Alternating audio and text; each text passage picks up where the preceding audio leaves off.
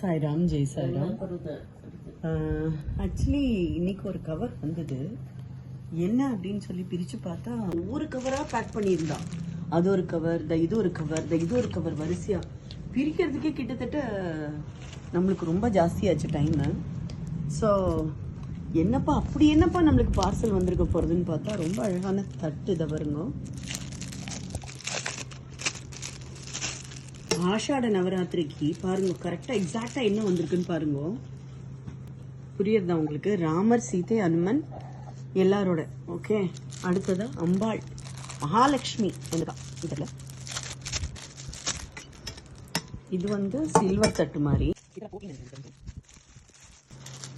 And இது வந்து ரொம்ப அழகானது. இதில் பாருங்க சிங்கப்பூர் டாலர் உங்களுக்கு 10 அம்பாளோடது. அண்ட் அதில் இந்த 20 சென்ட்ஸு அதோடது தண்ணி. அதுக்கப்புறம் மிக முக்கியமான ரொம்ப பிடிச்ச ஒரு விஷயம் எனக்கு, இது மஞ்சள் கலரில் இருக்கிறனால குருவோட ஆதிக்கம் நிறைஞ்சது. இந்த குபேர ஜெம்னு சொல்லுவாள்.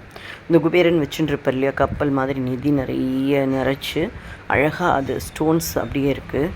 இதில் நம்மளுக்கு ரொம்ப விருப்பமான ஏதாவது ஒரு விஷயத்தை எழுதி இதுக்குள்ளே வச்சுட்டு நம்ம பிரார்த்தனை பண்ணோன்னா கண்டிப்பாக நடக்கும். அது ஒரு விதமான பரிகாரம்னு சொல்லுவாள். இதை வந்து ரொம்ப ஆசைப்பட்டிருக்கேன் இந்த மாதிரி ஜெம்ஸில் நம்ம விளக்கேற்றி வைக்கிறது. ஏன்னா குபேரனோட தான் ஃபுல் அண்ட் ஃபுல். நல்ல சவுண்டு கூட வரும் அது ஆக்சுவலாக. ஏன்னா ஜெம்ஸ் இல்லையா, கல் மாதிரி இருக்கும். கீழே விழுந்து மேபி தட்டினா உடைஞ்சிடும்னு நினைக்கிறேன். இந்த உங்களுக்கு தெரியும் அது கப்பல் மாதிரி இருக்குது, தெரியறதா உங்களுக்கு? கப்பல் மாதிரி இருக்குது. அந்த குபேரனோட கூடையே கையில் நிதி பாக்ஸ் எடுத்துகிட்டு வருவார் இல்லையா, அதுதான் அது.